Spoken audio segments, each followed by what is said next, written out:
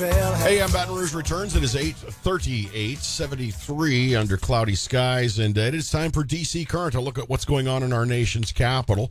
And it's brought to you by the LABI, the Louisiana Association of Business and Industry. Joining us now is our senior senator, Bill Cassidy, from right here in the Baton Rouge area. And Senator, it is Election Day, and you've got some thoughts on Election Day in this country. Yeah, first I want to ask you a question. Yes. You're playing Fleetwood Mac Down Under on a United States Election Day. Australian band Down Under, United States Election Day. Now, what's the connection there? Well, Kate's running a fever. We're waiting for her substitute to come in, but it's not Fleetwood Mac. It's Men at Work. Men at Work, but they are from Australia. But you had Australia dead on. Yeah. Dead on. Before you call, we had Ted Nugent and the Amboy Dukes, Journey to the Center of the Mind. You missed it by one segment. I like Ted Nugent, a good Republican. He's a good guy. Yes, indeed. You know, we've From got the Second Amendment. We've got a lot at stake in today's election. Now, you are not standing for election on this federal election day, so you can speak very, very freely. What are your thoughts as to what's at stake for America today? If the American people vote the economy for the last 2 years, Republicans are in good shape. The economy's in good shape. If the American people vote because they're mad at Donald Trump's latest tweet, things will go differently. And I'll just point out, by the way, we have record low unemployment for high school dropouts. I mean, think about that. Mm-hmm. Record low unemployment for veterans, for people of color. Women are doing better than ever. Just a fantastic economy of wage growth, which is principally among those who are lower income. So it's a great economy. Hopefully people vote their economy. But if not, we'll see. What about an issue here in Louisiana, Amendment 2? I was told by your folks, and I saw the release from you last week, you're pretty passionate about this one.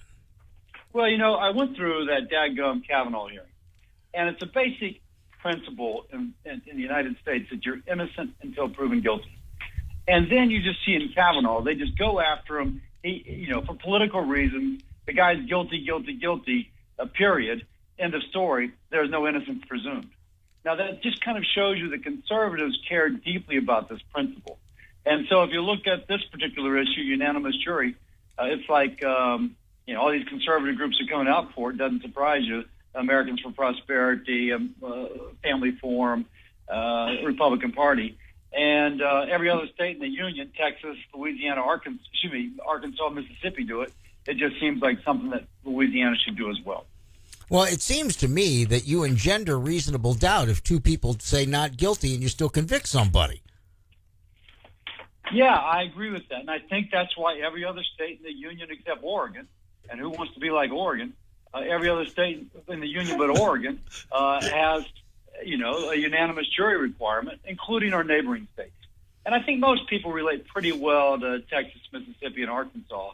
It's not California, not New York. It's us. In fact, many of us have relatives and friends that live in one of those states. So it just seems that we should be united with them. Yeah, it really does fly in the face of logic that a red state, Louisiana, and a harshly blue state like Oregon are the only two states that have this. And, I will just go back to, you saw in Kavanaugh the necessity, how much Republicans, how much conservatives care about that principle. We are innocent until proven guilty. And obviously our founding fathers in most states established that required unanimous jury. So, again, that's where I'm landing. There are those who don't want to vote yes on this amendment because they think it will lead to more hung juries. They think it will lead to, all you got to do is get one bozo, planted on the jury, and he can stymie the whole process. And so they think it will lead to less convictions. Well, there's that flip argument that was in the hayride about how now there's some situations in which the 10-2 is not a hung jury, so you can't be retried. And the prosecution would like to retry. And so it's a good article in the hayride. Look it up. And it points out how this actually will allow prosecutors to go after some cases that otherwise they would not on a retrial. I think it makes a pretty good argument. Well, and that is an excellent argument. You get another bite at the apple to prove your case beyond a reasonable doubt.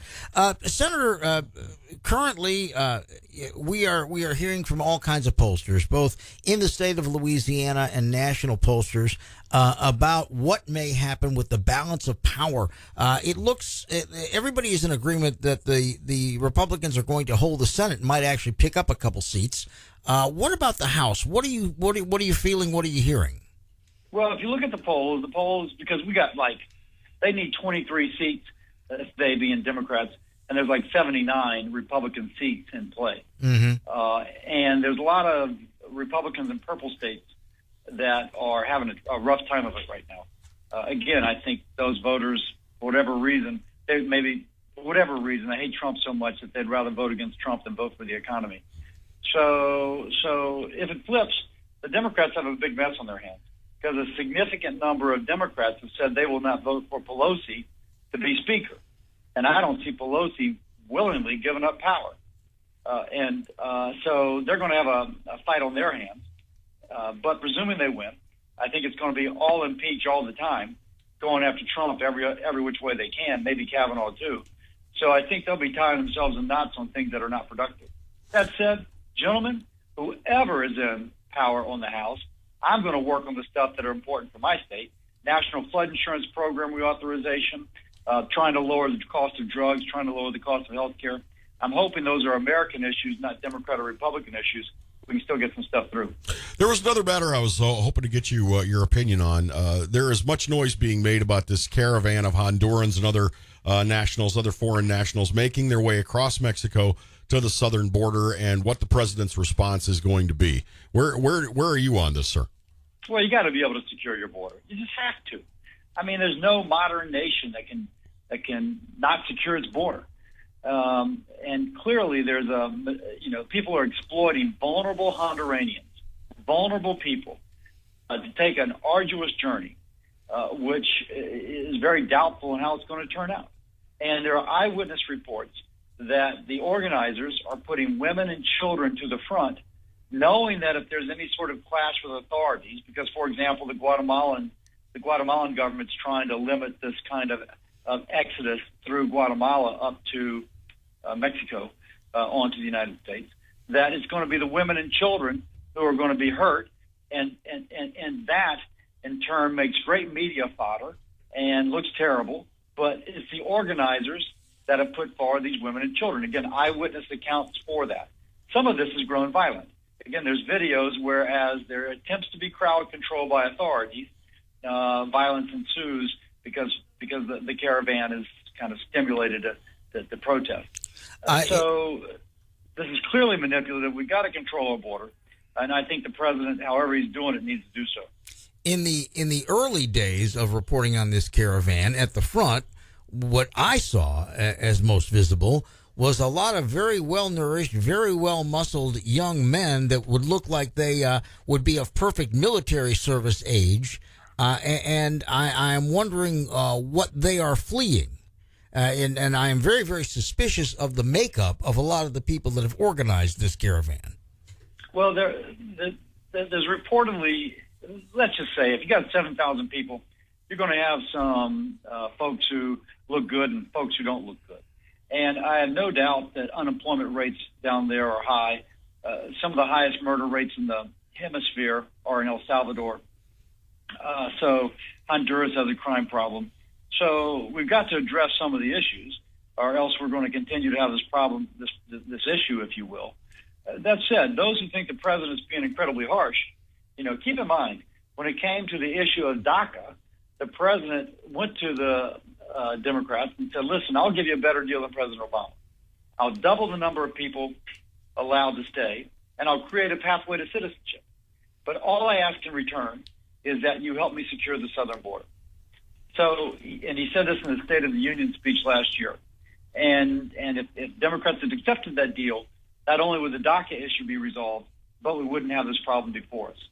So the president has certainly tried to kind of compromise to get to a bipartisan solution, but so far the folks on the other side don't want that. What level of force should we use to repel these borders? in your opinion? Well, I think what the president has said, one of the things he said is that unless you come through a checkpoint, you're not granted asylum.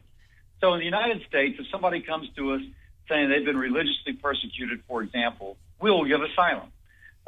It's kind of the nobility of the American people.